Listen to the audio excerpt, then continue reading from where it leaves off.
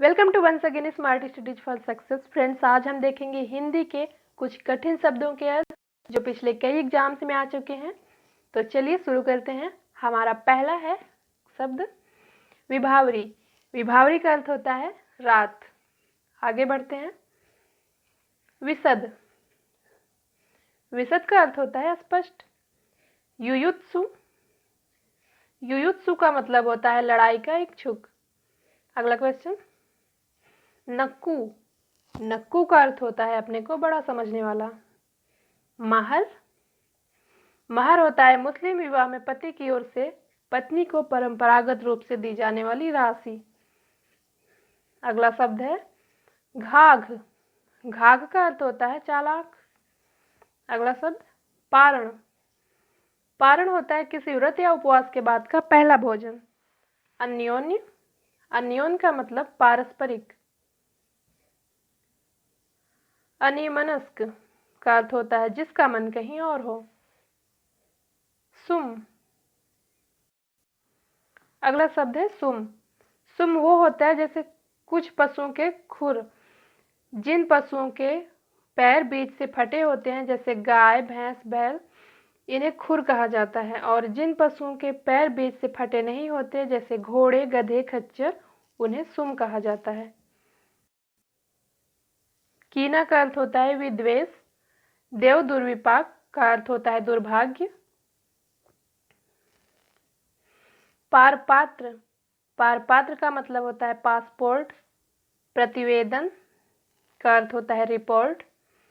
अनुसंधित्सु का मतलब होता है अनुसंधान करने की इच्छा वाला। सरगही।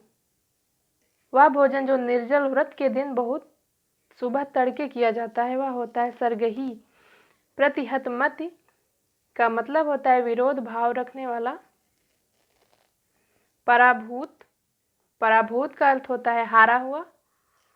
अदृष्टपूर्व। जो या जैसे पहले ना देखा गया हो। अगला क्वेश्चन। अग्रेसित का अर्थ होता है आगे भेजा हुआ।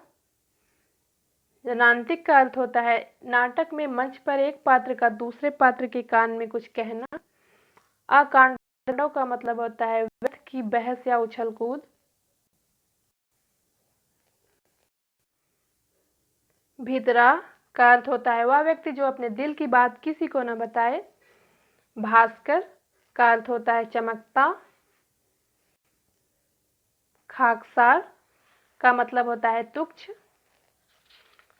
संख्येय का होता है अर्थ जिसे गिना ना जा सके, जिसे गिना जा सके। प्रतिगाही का अर्थ होता है वह जो दान ले। अविकल का मतलब होता है पूरा का पूरा। गंग बरार वह जमीन जो गंगा या किसी नदी की धारा बदलने पर या हटने से निकल आई होती है उसे कहते हैं गंग बरार। और चाटुक्ति का मतलब होता है चापलूसी से भरा हुआ कथन। आमूल चूल का अर्थ होता है पूरी तरह से।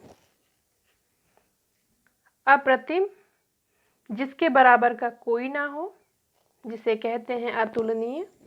उदार चेता का मतलब होता है विशाल हृदय। भस्मीभूत का अर्थ होता है जो जलकर राख हो गया हो। आदि का मतलब होता है बहुत बड़ा आलसी।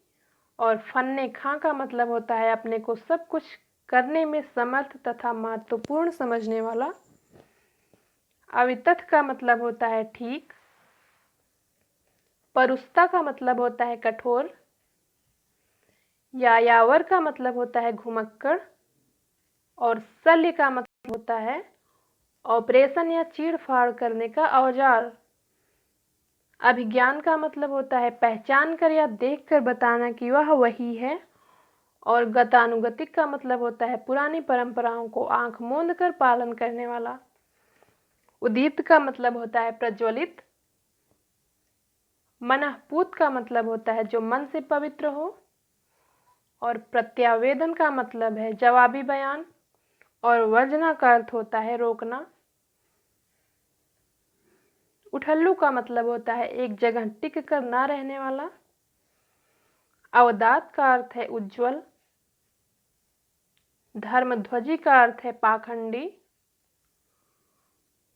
व्याजोक्ति का मतलब है मन में कुछ रखना और कहना कुछ और।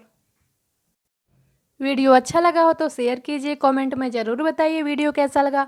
मिलते हैं अपने अगले वीडियो में एक अच्छे से टॉपिक के साथ। Thanks for watching.